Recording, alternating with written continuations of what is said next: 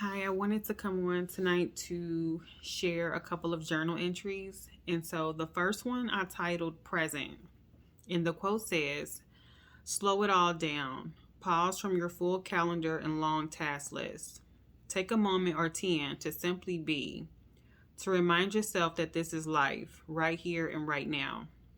To reacquaint yourself with your pulsing heart and your incredible body that allows you to do all you can do. To remember that life is precious and fragile and should be lived in love. To remind yourself that whatever is happening or wherever you find yourself in your journey is all as it is supposed to be." And that is by Nikki Banis. If I'm not saying that last name correctly, I'm so sorry. So yeah, thank you so much for that. So present. And I started journaling about this actually last year sometime. And it was because toward the beginning of what I would deem to be as my spiritual awakening, and I just was sitting on the couch one day and I was thinking about the word present and what that actually means. And so as I was like sitting on the couch and thinking, I said, okay, well, present, what does this mean? It's so present, a gift, right? It could be a gift, but then present is also now, like in the moment. So I was like, okay, well, present, it's the gift of now. And I don't know why it came to me all of a sudden, like in that moment, but it just came together to me. And it might seem like basic to somebody else, but in that moment, I remember sitting on the couch and I said, present, it's a gift, and it's also being in the moment. So being present is actually the gift of being in the moment, the gift of now. So I was like, okay, present. Anyway, so yeah, and then I started to just write about it. And so some of these are old thoughts and some of them are new, but I'll just go ahead and share. So I said, how many times have we heard the expression over and over that says, stop and smell the roses? But how many of us actually take a pause in our daily life to acknowledge the simple things? Like simple things of the birds chirping and how the trees blow and the wind and the beautiful day.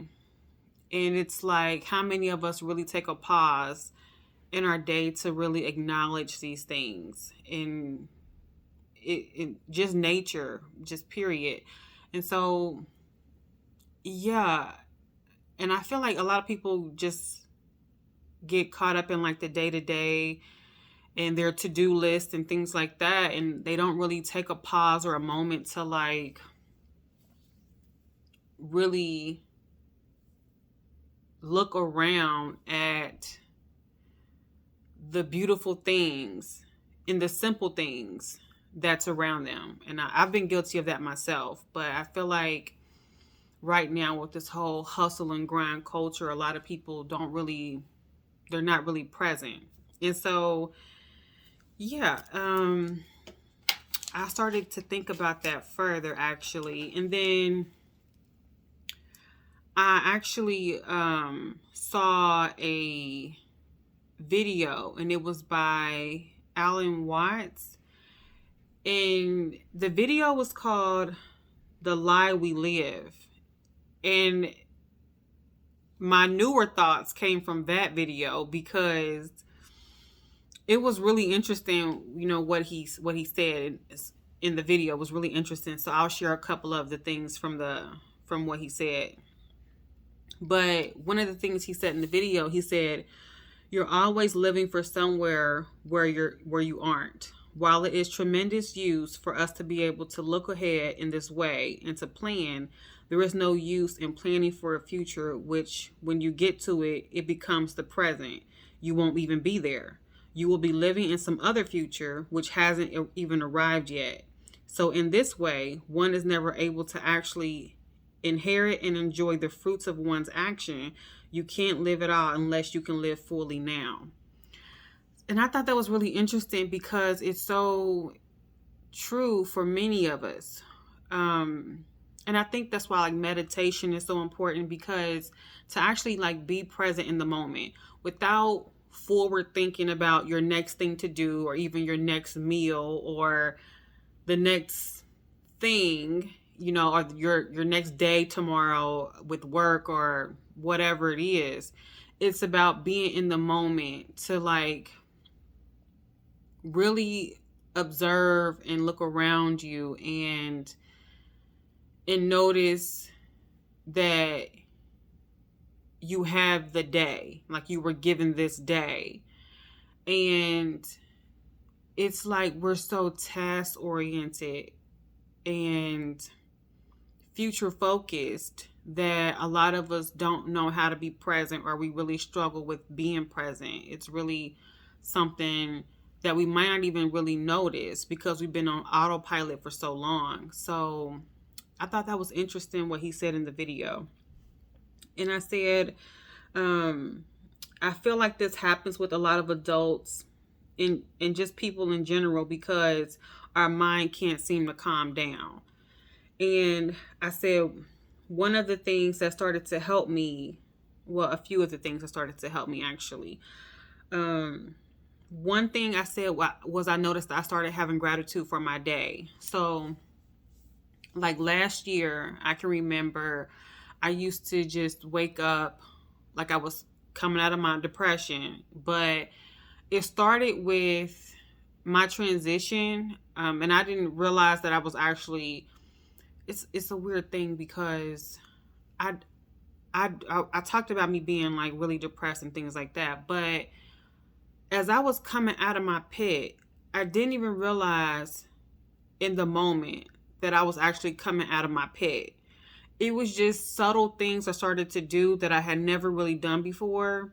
And those small things sort of accumulated to a greater result, which is now.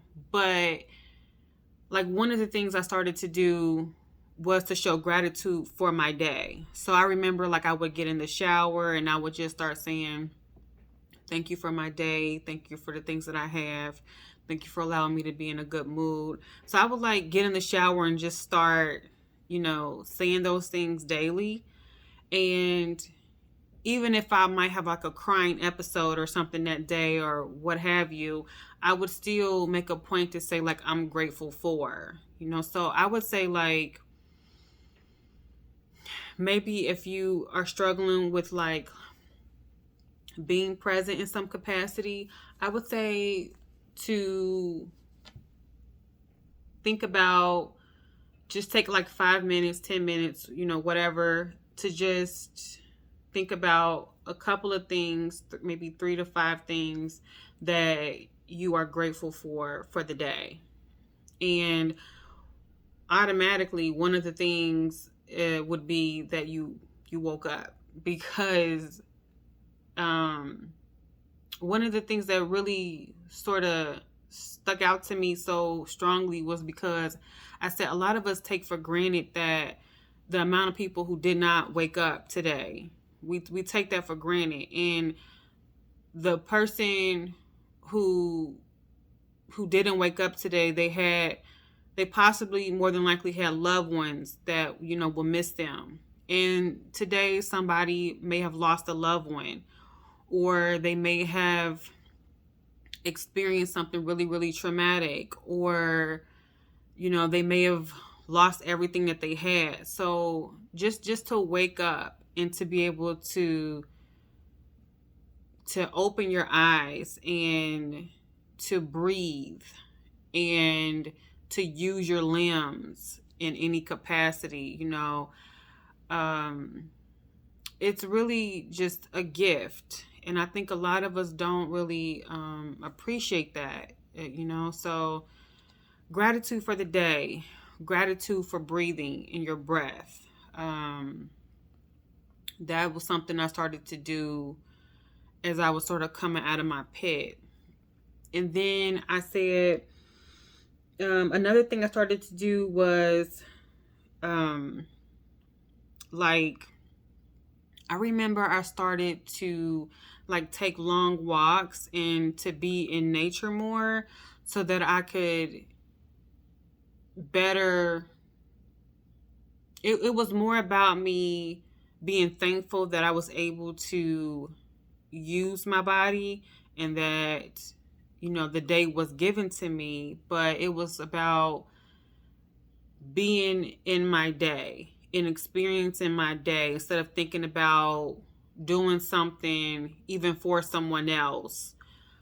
But it was about showing honor to my body, and also in connecting with nature, but then it also, to look at birds and to look at the trees and look how bright the sun is shining and things like that.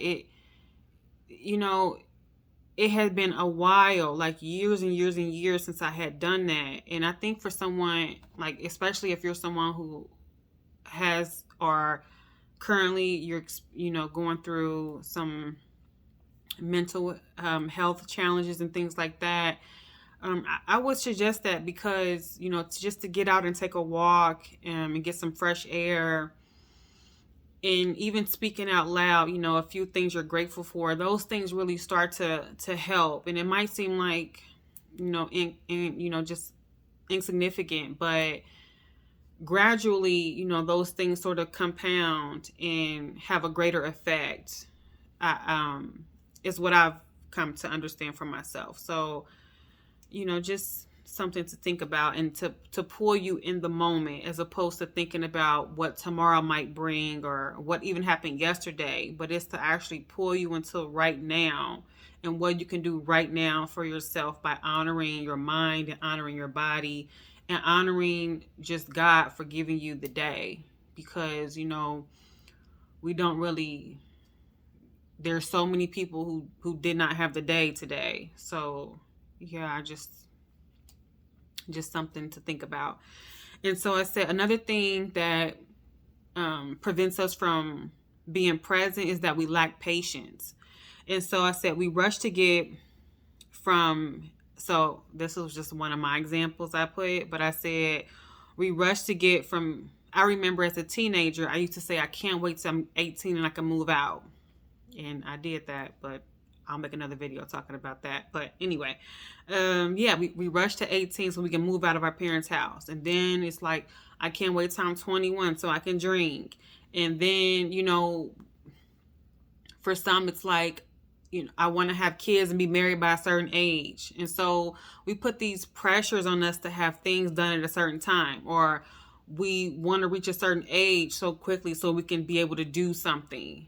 And it's like always wanting that thing that's not in our current grasp. And it's always future focused and thinking about the next thing. And a lot of us lack patience for when that time is supposed to come for that thing to happen, or, we lack the patience. And, I've been guilty of that as well. Patience is something I'm actually really learning to cultivate at this point. Yeah, so I get it. And I said, one of the things is to just really try to slow down and not be in a rush to have things at a certain time and when you think they should happen, because it leads to us making decisions out of desperation and it pushes your happiness into the future instead of now. And I think it's true. A lot of times you can be so impatient in a rush for something, and you may not even be ready for that thing, but you're in a rush to get it. And when you get that thing, either you don't appreciate it, you don't take care of it, you may have taken some shortcuts to get it, and it won't stay because you didn't have the discipline to keep it, so it's, or you abuse the privilege too. It's like, yeah, so being patient and just slowing down and not be so anxious to get that next thing. And and it's like some things, like I said with the age thing, is like I couldn't move out till I was 18, right? I couldn't drink until I was 21. And some things are like, it has to be an age before it can happen, right? But then other things is like we put so much pressure on ourselves to like have this at a certain time. And then if we don't have this at a certain time, we are just like devastated sometimes. And it sends us into a whole mental spiral. And it's like, take the pressure off of yourself and say, okay, yes, I would like to have A, B, C, and D, but then not be so, I don't want to say desperate, but not be so anxious and just in despair that you don't enjoy anything around you that's happening.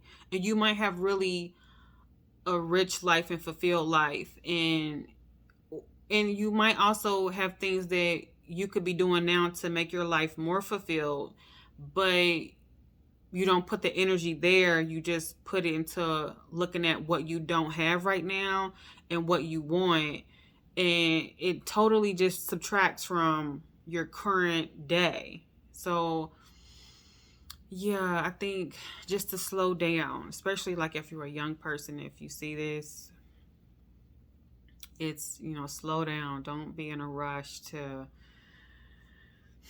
do adult things. Again, I'll make another video talking about that. So, yeah.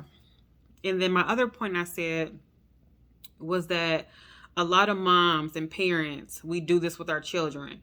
We always say, I can't wait when. So it's like, I have a young son, but I remember when he was in diapers, I would be like, I can't wait till I don't have to change diapers anymore. But it's like now I kind of miss those days. It's like, we when we're in the moment and going, especially parents, oh my goodness, parents, I feel you. In the moment with our kids, we so badly sometimes want to come out of that phase that they're in, because to us it's like torture. So for some people it looks different for everybody, but some people it might be the diaper thing, or the terrible twos is what they call it, the tantrums and whatever. And I think we always say, I can't wait until a certain stage is over in parenting. But what I've come to learn, especially from listening from like older parents, they say you'll miss those moments. And my son is really young right now. He's still pretty young, but I can say it's true even for that, because it's some things he doesn't need me for right now, and it's like he doesn't even ask me to do it, and it makes me a little sad. But then there's some things that he can do independently, and I'm like, yes, I don't have to do that for you, right? So it's balance with it, but it's about, I guess, just slowing down and enjoying the parenting and whatever stage you're in. And let me just add a little side note too. I know parenting is like the most difficult job in the world. It really is. Shout out to all the moms and dads. It's really the hardest job in the world. And to be honest, one kid can feel like five, especially if you consider other things that may be going on with that specific child, right? So I get it, but I think that in general, it's something to be said for at least just slowing down to enjoy the different years and phases of parenting. Because it's like once they get an adult, everybody, not everybody, but a lot of parents, they always say like the time goes by so quick and they're ready to go off to college or,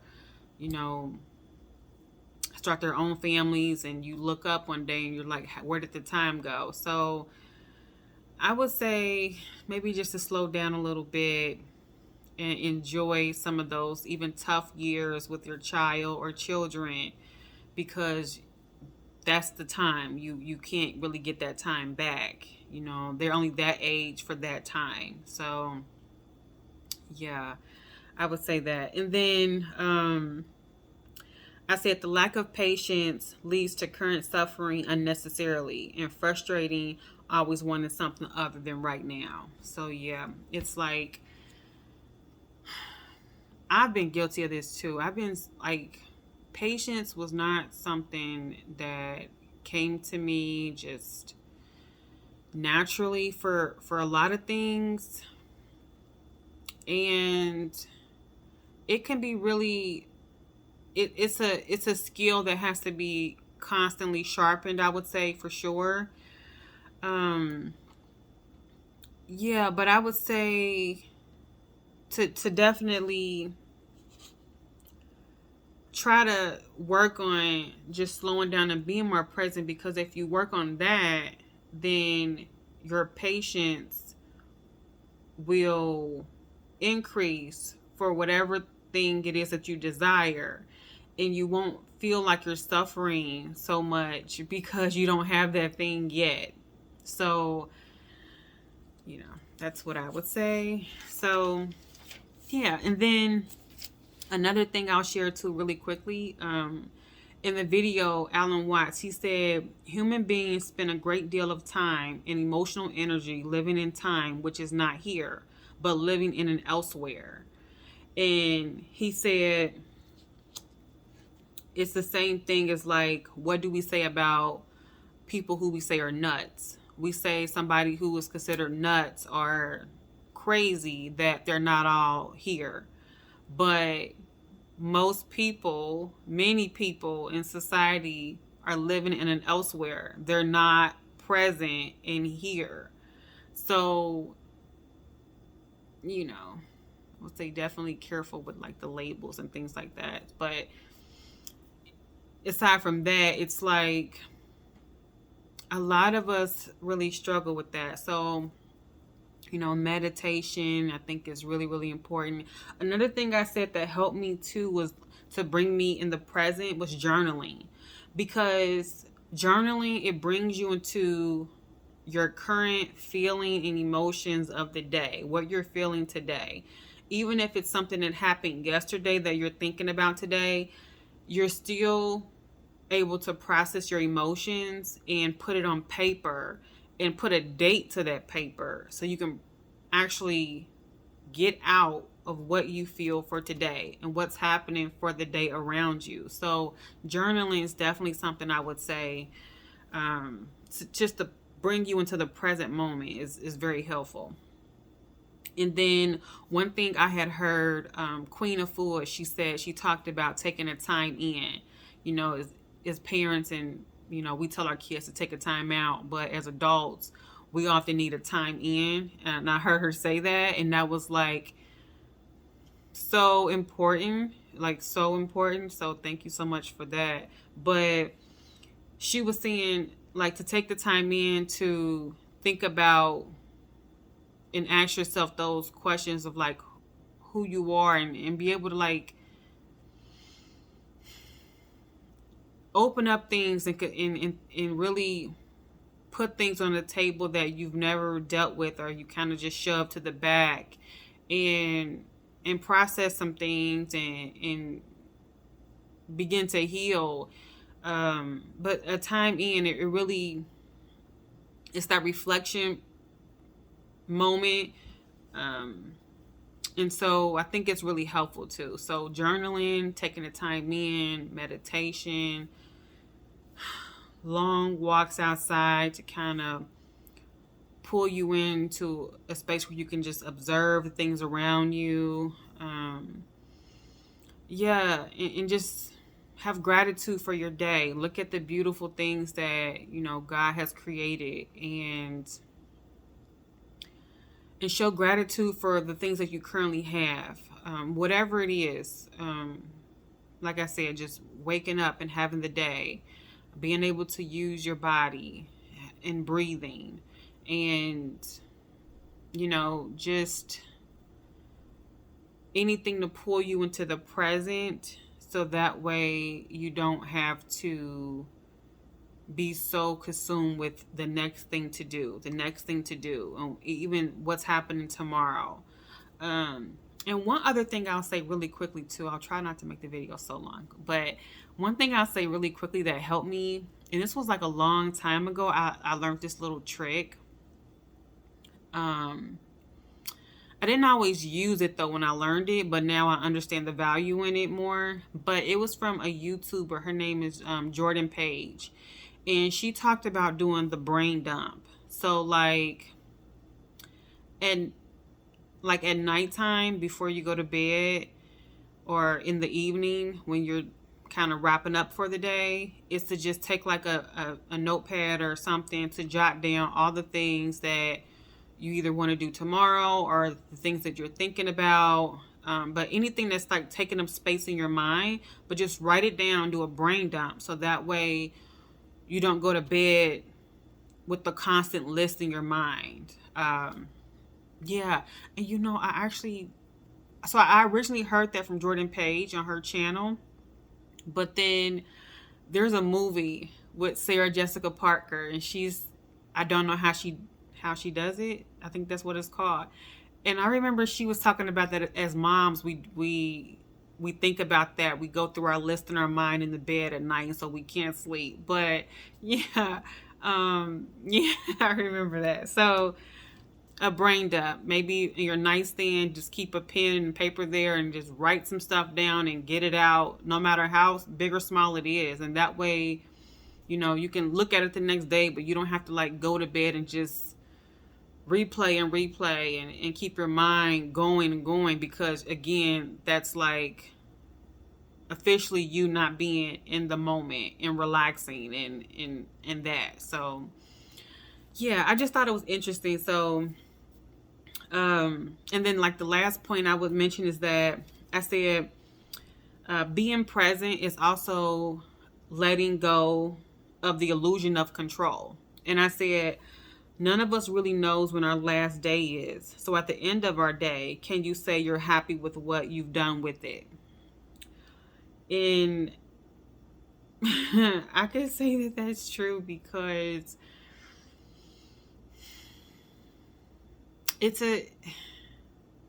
a learned thing. It's because to take for granted life and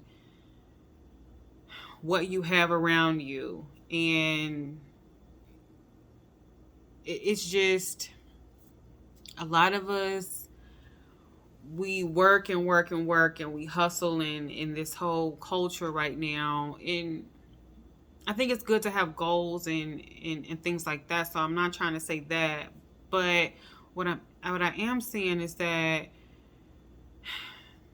none of us knows when our last day is, right? And it's just, have you talked to family members and people and shown affection and love to your family, and have shown that you appreciate them?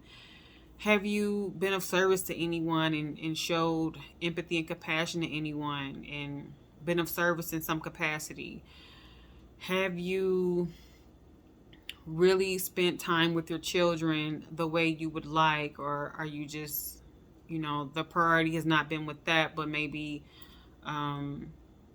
you're out of balance in some areas with work and things like that. So I would say, sort of creating that balance, but doing things to push you more into now, and so you can have less worry and really soak in the things that you have for the day. So yeah, present. In that video, I don't know if anybody's interested in watching it, but it's called The Lie We Live, and it's by Alan Watts. So yeah, I just thought I would share that. So yeah, thank you so much for listening, and I will talk to you on the next video.